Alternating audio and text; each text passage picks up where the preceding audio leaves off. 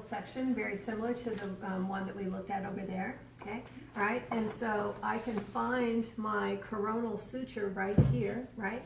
So I know that this is gonna be what? What if I put the Post-it on this and said name? What would you say? The right frontal lobe, right? This is the right frontal lobe. What if I put the tape here? Right parietal lobe. And then now I am seeing this big indentation right here. Actually, I don't like it on this chart. I think it's this one on this chart. I'll never ask it on this chart. I like it on the other one better. So this is an indentation. This blood vessel is in it. And what is the name of that indentation? The right parietal occipital. It's just the parietal occipital sulcus. Yeah. And so then that makes this the right occipital lobe. Okay? All right, what would you call this white stuff? The arbor vitae. The arbor vitae. Okay, so these are really just areas where there are lots of myelinated axons. And what do I call a bundle of axons in my central nervous system? No. A tract. Okay, so a bundle of axons in my peripheral nervous system is a nerve, but a bundle of axons in my central nervous system are called tracts. Okay, right. So these tracts have a name, and they're called the arbor vitae. What if I said I put the Post-it note on this whole thing and said name? What would you tell me?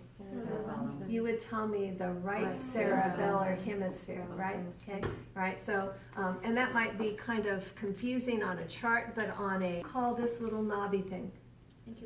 The intermediate mass or the interthalamic adhesion. Okay, now that is your landmark, and once you see that little knobby thing, you know you're in the diencephalon. So if I'm in the diencephalon, I know that this is going to be the bridge between the two lobes of the thalamus. And I want you to think of thalamus as an egg-shaped structure. It has two egg-shaped lobes. So here is I'm using my imagination to make this look like an egg, right? So this is the right lobe of the thalamus, and here's the little intermediate mass that is connecting it to the left lobe of the thalamus. Okay, all right?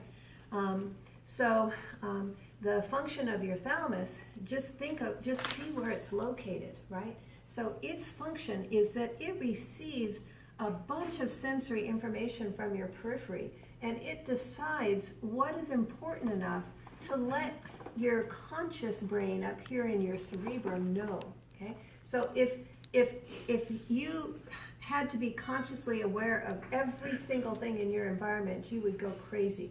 That's what happens when people go on LSD, okay? Right? So your thalamus censors or edits, that's a better way to describe it, edits the amount and type of sensory information that is going to get up here to your cerebrum. So sometimes we call the thalamus the gateway to the cerebrum, okay? Because you have to go through this executive secretary first, okay?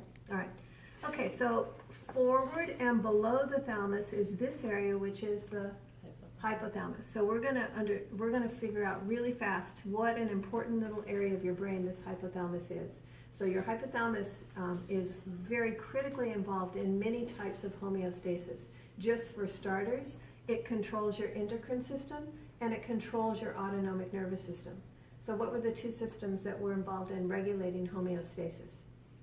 The endocrine and the nervous. And so now I'm controlling my endocrine system and a big part of my nervous system right here. So you can see how critical the hypothalamus is in homeostasis, right? Okay, you can't live without it. Okay, and then this hypothalamus is going to control this gland. What's this gland? The pituitary gland sitting in the sella turcica of the sphenoid bone by way of this stalk. And what is the name of that stalk? The infundibulum. Infundibulum. It has a lot of fun. Okay, so infundibulum. Okay, all right. And then the other area of the diencephalon is above this egg-shaped thalamus, and so it's this region right here that ends in this gland. So this entire region right here, down to here. Okay, that is what region is that?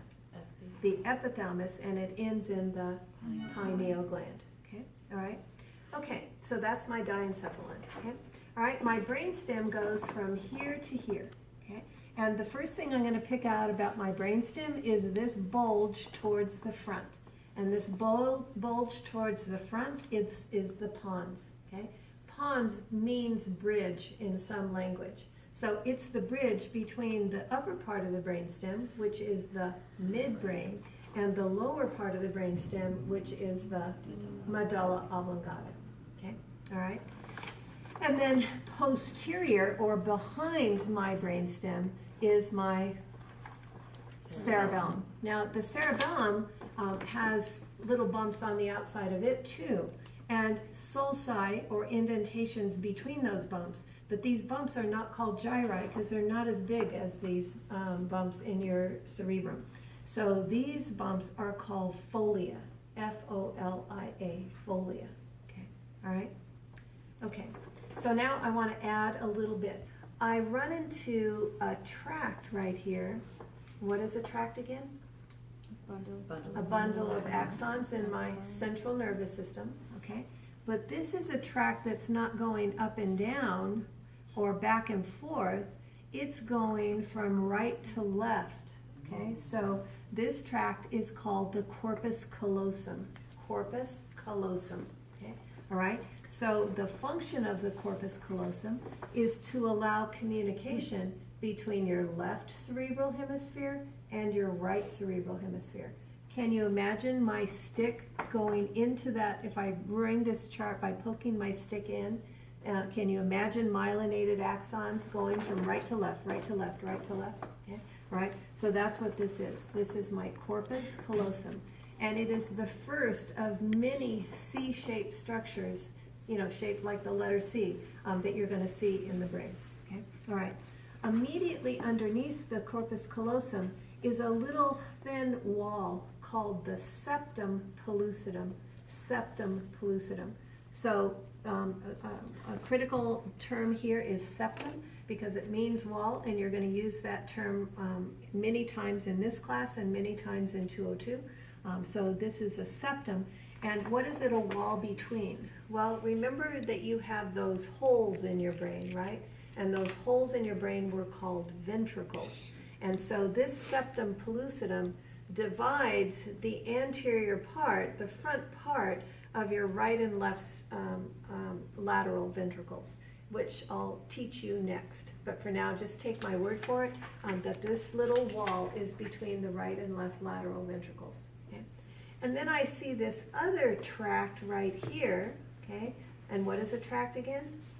The bundle of axons in my central nervous system. And it contains neurons that are going almost every which way because they are tying all of the limbic structures in your brain together. So we're going to learn about a functional part of your brain called the limbic system, which is involved in your emotions and your memory and learning new things.